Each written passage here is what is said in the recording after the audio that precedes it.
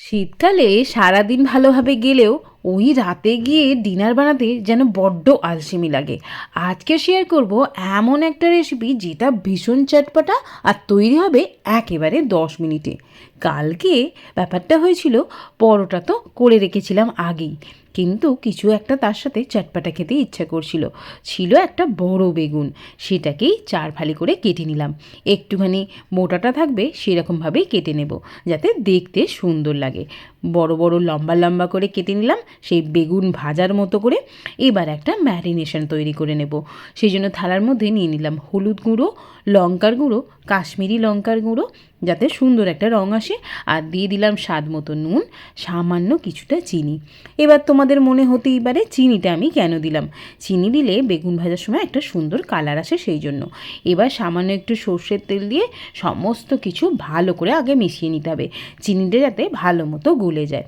চিনি ভালো মতো গলে গেলে যে বেগুনগুলো আগে থেকে কেটে ধুয়ে রেখেছিলাম সেগুলোর মধ্যে এই মশলাটা দিয়ে ভালোভাবে কোট করে নিতে হবে, যেন কোনো অংশ একেবারেই বাদ না থাকে বা সাদা না থাকে, সেটা কিন্তু খেয়াল রাখতে হবে। বেগুনগুলো ভালো করে ম্যারিনেশন করা হয়ে গেলে এগুলো কিন্তু বেশিক্ষণ রাখা যাবে না, কারণ নুন দিয়ে ম্যারিনেশন করেছি, সেই জন্য বেগুন থেকে কিন্তু জল ছেড়ে দিতে পারে, সেই জন্য।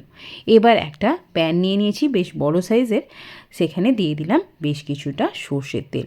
তেলটা আগে গরম করে নেব, তারপর বেগুনগুলো একটা একটা করে ছেড়ে লাল লাল করে ভেজে তুলে নেব। যেহেতু বেগুনগুলোর সাইজগুলো বেশ বড় বড়, তাওয়ার মধ্যে ধরছিল না, সেই জন্য দুটো দুটো করে ভেজে নেব। যতক্ষণে আমি বেগুনগুলো লাল লাল করে ভেজে নিচ্ছি, ততক্ষণে তোমরা বলে ফেলো তোমরা কে কোথা থেকে আমার ভিডিওটা দেখছো, তবেই তো তোমাদের ধন্যবাদ জানাতে পারবো নাকি। এইরম বেগুন ভাজা কিন্তু পুরনো দিনের বিয়েবাড়িতে খুব চলতো, বেগুন ভাজা আর লুচি। তোমরা কে কে খেয়েছো কমেন্টে নিশ্চয়ই জানাইও। বেগুন কিন্তু আমার ভাজা হয়ে গেছে। এবার একটা ম্যারিনেশন তৈরি করে নেব। সেই জন্য ছোট্ট একটা বাটি নিয়ে নিয়েছি, তার মধ্যে নিয়ে নিলাম সামান্য একটু কাসুন্দি, আর নিয়ে নিলাম একটু পাতি লেবুর রস, দিয়ে দিলাম বেশ কিছুটা ধনেপাতা একেবারে মিহি করে কুচি করা, কিছু কাঁচা লঙ্কাও মিহি করে কুচি করে নিলাম, সেগুলোও দিয়ে দিলাম। এবার দিয়ে দেব আচারের তেল। কদিন আগেই তোমাদের সাথে শেয়ার করেছিলাম যে লঙ্কার আচার, তো সেই লঙ্কার আচার থেকে কিছুটা লঙ্কা এবং সেই আচারের তেলটাও দিয়ে দিচ্ছি। তোমাদের কাছে যদি লঙ্কার আচার না থাকে, তাহলে যে কোনো আচার থাকলে বা আম তেল থাকলে সেই তেলটাও কিন্তু দিতে পারো, খেতে কিন্তু খুব সুন্দর হবে।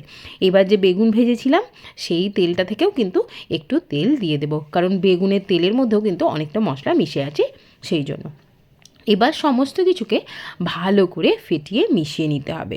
তোমরা চাইলে সামান্য একটু জলও দিতে পারো, ঠিক এরকম হবে। আমি কিন্তু এখানে কোনো রকম জলের ব্যবহার করিনি। এবার একটা থালা নিয়ে নিয়েছি, আর যে বেগুনগুলো ভাজলাম এতক্ষণ ধরে সেই বেগুনগুলো সুন্দর করে সাজিয়ে নিয়েছি।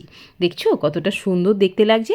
বেগুনগুলো কিন্তু ভাজাও খুব সুন্দর হয়েছে, বেশ সুন্দর কালার এসছে কিন্তু। এবার ওপর থেকে মশলাটাকে ছড়িয়ে দিতে হবে, যাতে বেগুনগুলো খুব সুন্দরভাবে কোট করে যায়। আজকের রেসিপি কেমন লাগলো কমেন্টে জানাতে একেবারেই ভুলো না। আর এরম একটা রেসিপি যদি লুচি পরোটার সাথে থাকে, তাহলে কিন্তু ব্যাপারটা জাস্ট জমে যাবে। আজকের মতো এটুকুই। তোমরা সবাই ভালো থেকো।